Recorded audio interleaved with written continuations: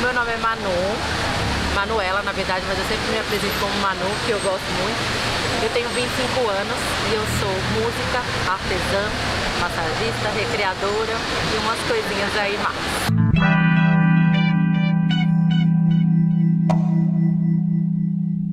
Eu sou formada em publicidade, né? Eu fiz os 4 anos da faculdade e eu amei todos, assim, todas as matérias que o curso navega, eu acho que são muito maravilhosas. Eu me formei, entrei na faculdade com 17 anos e me formei com 21.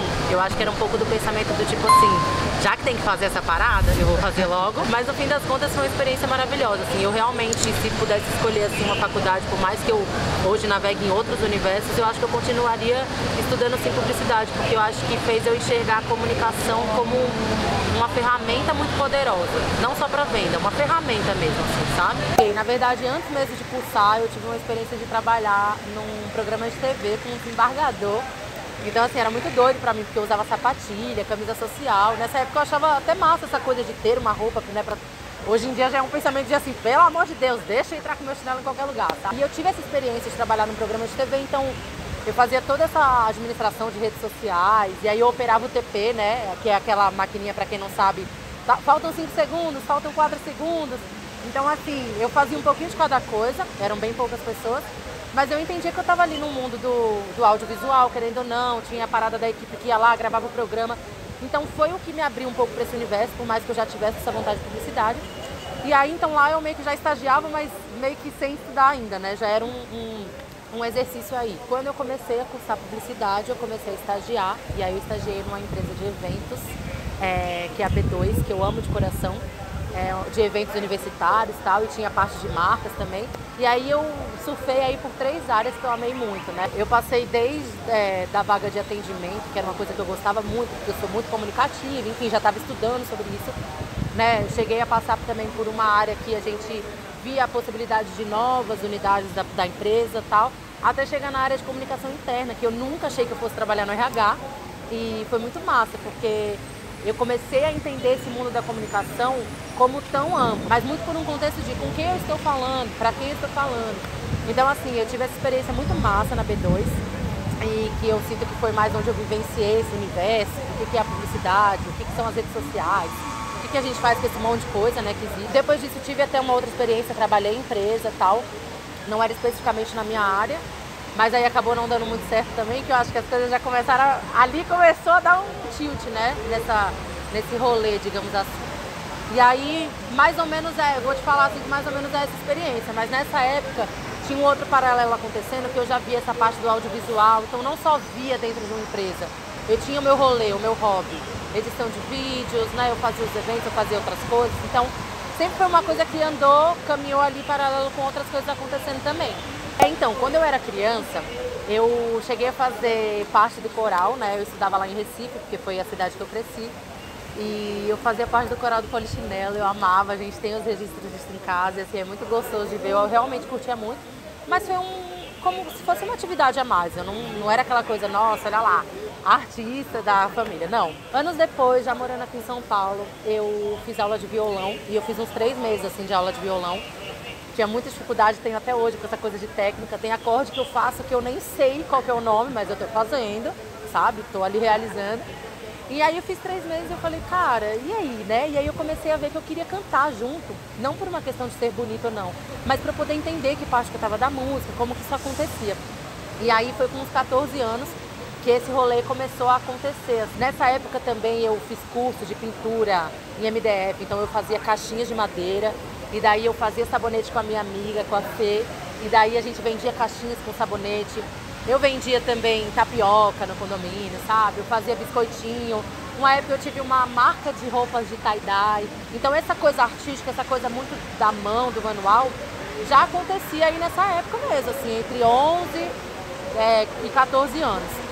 E aí, o rolê da música foi acontecendo que quando eu comecei a cantar e tocar junto e acompanhar, eu comecei a fazer vídeos pro YouTube.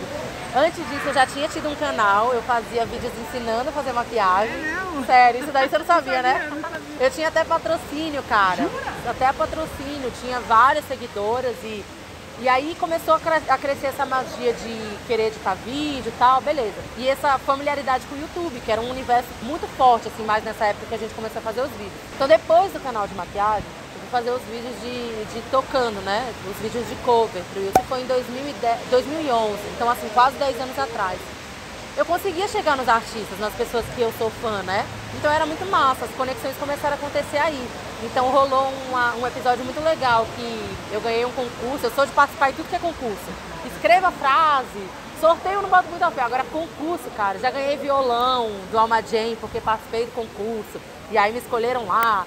Aí essa parada do Maneva foi assim, eu escrevi para um concurso, ganhei, fiz um texto lá e fui acompanhar uma gravação deles. E aí eu conheci, né, já curti o som e tal, mas aí eles sabiam quem eu era de fato. Ah, você é a Manu, legal. E eu já fazia os vídeos, tocando as músicas, né, da banda. E aí acabou acontecendo que depois de ver num show, uma mina que participou, que era a Vitória, ela cantou e eu fiz, gente, isso que da representatividade é tão doido que eu vi uma menina no palco e eu pensei, gente, dá pra eu cantar também, será? E daí eu pensei, vou falar. E daí eu sugeri, eles toparam. O Thales, inclusive, que é o vocalista, nem tinha comunicado assim a banda. O produtor contou isso daí depois pra mim, tipo assim, meio que fez assim do jeito que dava e rolou. Então assim, tô te contando isso porque ao mesmo tempo que eu fui fazendo os vídeos, eu fui experimentando isso de chegar em alguns lugares por conta dos vídeos, né? E aí esse caminho foi fluindo por aí. Sempre tive uma família muito livre e aberta para essa questão musical. Por ter crescido em Recife, tem essa potência cultural muito grande. Então, assim, a gente ia no domingo pro Marco Zero, pro Recife Antigo, o maracatu tava tocando. Maracatu é uma coisa que mexe muito comigo, acho que mexe com qualquer pessoa que ouve. Mexe muito comigo, mas o frevo é uma coisa inexplicável. Eu fazia frevo na escola, então já tem essa memória, assim, essa nostalgia de que eu dançava frevo. Eu não fazia, né, uma outra coisa, eu fazia frevo, assim, na escola, né? Então era muito forte já ter isso na cultura na escola. Mas hoje, se eu ouço um frevo, cara, assim, se eu estiver no Carnaval de Olinda e eu ouvir, é uma coisa que eu juro. Eu não sei explicar o que eu sinto, em que lugar que bate de mim. Mas eu sei que bate de uma coisa, assim, muito linda. Então sempre tive isso muito forte também, por crescer em Recife, né? Que na infância eu acho que a gente fica com marcas muito, tanto a parte ruim quanto a parte muito bonita, né? Então, nesse caso, assim, respondendo essa coisa da arte, eu acho que ela sempre aconteceu, tanto que no início ali da adolescência eu já estava me movimentando para viver isso, mas eu acho que lá para os 16, 17 anos que eu comecei a entender que isso tinha um outro espaço na minha vida e foi caminhando até a gente chegar no que a gente está hoje, assim, sabe? Essa parada é muito forte, porque isso é uma coisa que eu falei para poucas pessoas já, assim, mas quem me acompanha mais de perto tá ligada. A minha cabeça funciona de uma maneira bem ampla. Ou seja, se eu sei fazer uma coisa, eu acabo já pensando financeiramente. Por quê? Porque eu acho que antes eu não reconhecia, mas hoje eu percebo que o que eu faço de legal, eu quero que isso possa me oferecer uma consistência. Então, aonde quer que eu esteja, eu quero poder fazer isso. E a gente sabe que não dá pra viver só de luz, né? Mas no meu caso, eu tenho esse lado muito urbano também. Mesmo que eu tenha essa conexão com a natureza surreal, né? E várias experiências de viver na natureza, eu tenho essa coisa urbana. E a gente sabe que a gente precisa da grana. Então, foi meio misturado. Não teve um momento que eu falei, nossa, a partir de agora eu vou ganhar grana com isso, a partir de agora eu não vou. Eu sempre tenho isso. Então, quando eu aprendi a fazer mandala, eu acho que esse é o ponto. A minha prima Bia me ensinou a fazer as mandalas que eu faço hoje, né? No dia que ela me ensinou, eu falei, eu vou vender isso. Então, assim, foi um processo respeitoso comigo. Eu não olhei pra mandala e pensei, nossa, eu tô só vendo como negócio. Nossa, então eu só quero ganhar dinheiro com tudo. Não. Mas foi uma coisa tão linda, que movimentou tanta coisa linda na minha vida que eu pensei, cara, mas eu penso muito rápido. Eu pensei, pô, por que eu não vou vender isso? Eu vou vender. E daí minha prima até falou, Manu, eu já tentei vender, não foi tão assim e tal. Aí eu fiz, eu vou vender. E a coisa é muito mais do eu acredito, pode até ser que não dê, mas essa parada do acredito, eu acho que é uma virada de chave. Então, assim, eu acho que essa parada a arte virar negócio começou pela mandala, não foi pela música. Eu até ganhei uma graninha ou outra pelo YouTube e tal, mas sempre foi uma coisa, nossa, olha que acontecimento aleatório. E não uma coisa, vou criar vídeos pra ganhar essa grana. Não. Então eu acho que o momento que eu aprendi a fazer mandalas foi quando eu falei assim, eita, vou tentar. Já tinha vendido várias outras coisas, como você, né, já ouviu falando, mas eu acho que associado à arte mesmo foi nesse rolê da mandala. E aí começou a ficar mais forte isso, e mais pulsante, que eu posso sim ter uma relação legal com algo, mesmo que seja trabalhoso, mesmo que seja trabalho. Então eu acho que eu comecei a ver como um negócio, ainda que a palavra negócio, ela tem um peso muito grande. Uma vez um brother falou, que eu achei muito lindo assim, que vem de negar o ócio. É muito forte isso, o negócio, né? Então eu acho até doido a gente usar essa palavra, eu uso numa boa, mas eu digo assim, o quanto o negócio não é a gente negar o ócio, o quanto a gente não está acostumado de ficar sem fazer nada, né? A quarentena aí na pandemia veio para ensinar isso para muita gente, para mim também em algum grau. Mas já era uma coisa que quando eu fui viver numa vila de pescadores, que eu sabia que não tinha sinal de internet, que ia ser uma coisa bem mais natural e não normal, mais no natural, foi uma coisa que eu comecei a perceber isso, sabe? Eu fui lá com essa convicção, eu quero aprender a ficar sem fazer nada. É muito difícil. Eu não tô falando de meditar, né? Porque a gente sabe que o meditar, a gente tá tentando trabalhar ali do estar sem fazer nada, cortar os pensamentos. Eu tô falando do tipo de deitar numa cama e falar assim, nossa, hoje eu não vou fazer nada. Ou então daqui 3 horas eu vou fazer alguma coisa. Então, eu acho que é mais ou menos por esse caminho. Eu acho muito doido, porque uma das frases que eu mais ouço é caramba, você largou tudo e veio pra cá? Quando eu falo veio pra cá é porque eu morava lá na Bahia, né? Numa vila bem pequenininha, assim. E isso começou a ficar tão repetitivo que eu comecei a pensar, gente, mas eu larguei tudo o quê? Porque daí eu comecei a ver qual era a minha realidade. Eu não tenho filho, né? Não tinha alguém que dependia de mim. Eu tô falando aqui de um lugar muito privilegiado, que teve sempre o apoio da família, não só pra largar tudo, mas para me desenrolar, entender o que eu queria fazer. Então, assim, eu entendo a minha fala de privilegiada. E daí, por entender isso, eu fico pensando, gente, mas largou tudo o quê? Ninguém depende de mim, né? E aí eu comecei a entender que o que as pessoas estavam querendo dizer com essa frase é você tinha um emprego, você tinha uma garantia, ou você podia morar com seus pais, você tinha uma zona de conforto. Então, é sobre isso. Então, assim, entrando nesse mérito, já ouvi muitas vezes sobre isso. Eu acho que cada universo é muito particular, individual, mas eu comecei a perceber um ponto em comum que é sobre a coragem, né? Acho que as pessoas estão querendo falar sobre a coragem. Em algum ponto isso bate em todo mundo. E, obviamente, eu tenho minhas dúvidas, eu tenho os meus receios, mas desde pequena eu sempre tive muito esse espírito fazedora. Então, de novo, associando a todos os privilégios que eu tenho, chegou uma hora que eu bati no peito e eu vou fazer, sabe? Eu vou fazer, pode ser que não dê certo. Eu fui tateando, me organizei, né? Eu costumo dizer que tem que ser muito organizada para ser vagabunda, como a sociedade fala, assim, sabe? Desse jeito bem pejorativo mesmo, assim, que vem pesado. Porque, com certeza, tem muitas pessoas e opiniões que não chegam até mim. Eu acho que em algum momento eu fui construindo esse bloqueio, esse filtro, não chega, assim. Tem gente que ouve mais, né? Nossa, mas olha aquela menina que tá fazendo tal coisa, né? Já teve várias situações de gente me contando, não sobre mim, mas contando de outras situações. E não é uma coisa que chega muito pra mim. E eu acho que, não sei se é porque eu me fecho um pouco pra não ouvir isso, ou se é porque eu acredito tanto nesse rolê, né? Claro que é uma construção, mas eu acredito tanto nisso que eu escolhi viver, do jeito que eu quero viver, que daí acho que vai passando, assim, sabe? Vai passando mais no segundo, no terceiro, no quarto plano. Então, assim, essa parada do largo tudo, eu entendo essa frase, ela é real, assim, eu larguei uma zona de conforto mesmo, pra viver uma coisa bem certa. Eu troquei o certo pelo duvidoso mesmo. Mas eu acho que a magia acontece na vulnerabilidade, assim, sabe? Então essa coisa do eu não sei se vai dar certo, mas se não der eu tenho um plano C. E se eu não tenho um plano C, aí depois eu construo um plano D, enfim. Então eu acho que rola muito isso. E a régua ela tende só a aumentar. Então se em algum momento eu achei que era desafiador largar tudo e ir, hoje em dia eu acho mais desafiador ainda estar em alguma situação minha que eu já vivo e pensar onde que eu quero chegar, onde que eu quero ir ainda com isso.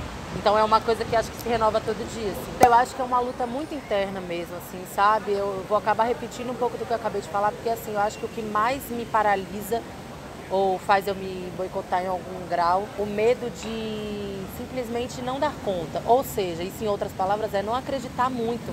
Então ao mesmo tempo que eu sou essa pessoa que vai, que faz, que fala, que vem, não sei o quê, em algum momento vem esse sentimento do tipo, será que é isso daí mesmo? Então, mesmo vivendo coisas que já são um pouco mais fora da curva, mais fora da caixa do que é esperado dentro da sociedade que a gente se encontra, eu tenho essas dúvidas. Então, acho que o que eu encontro de mais difícil, assim, acho que é um sentimento muito individual que é do tipo assim, putz, eu vou precisar acreditar. É mais interno que externo? Eu acho que é.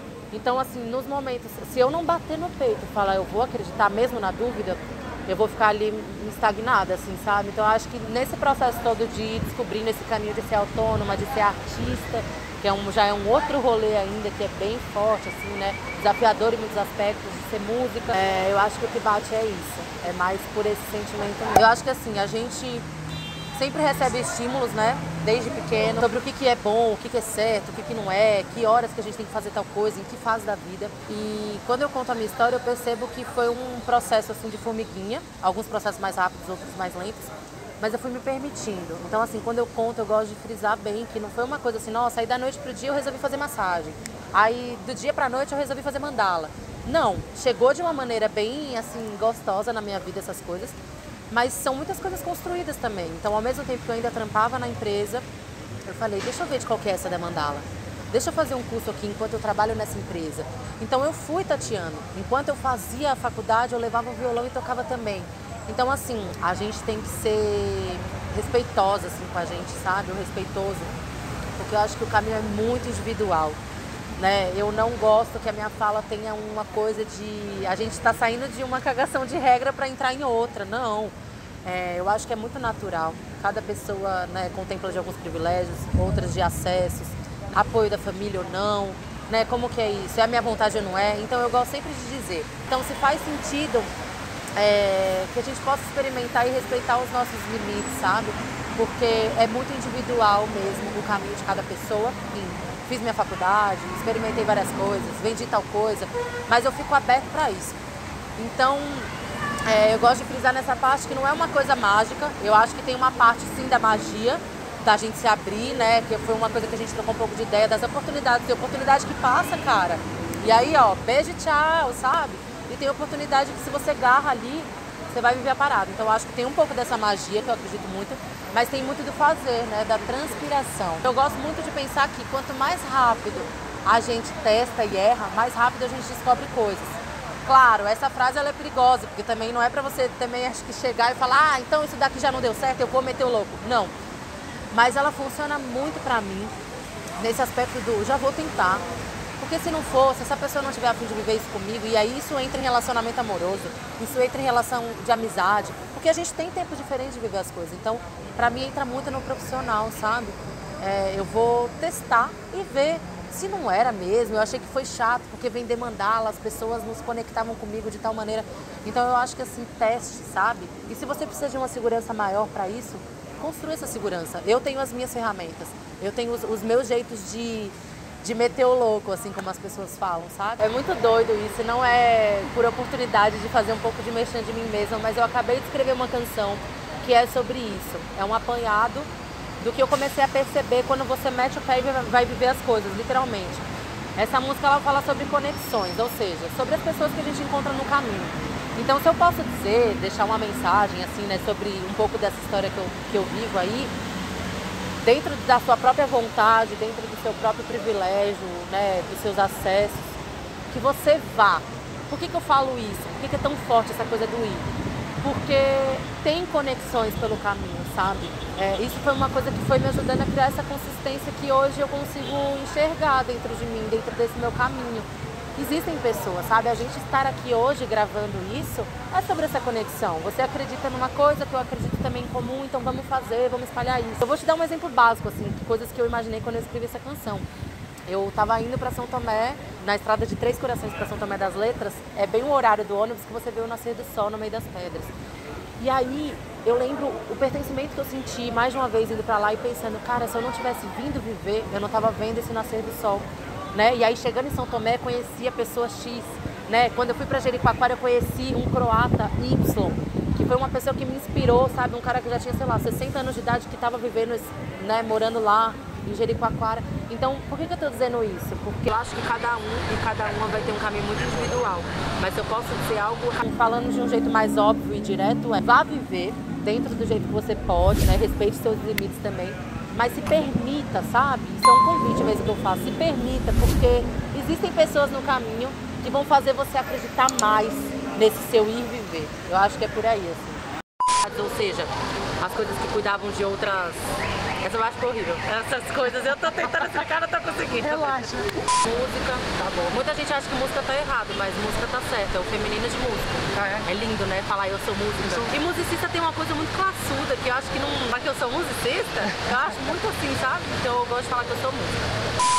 Meu, brigadaço.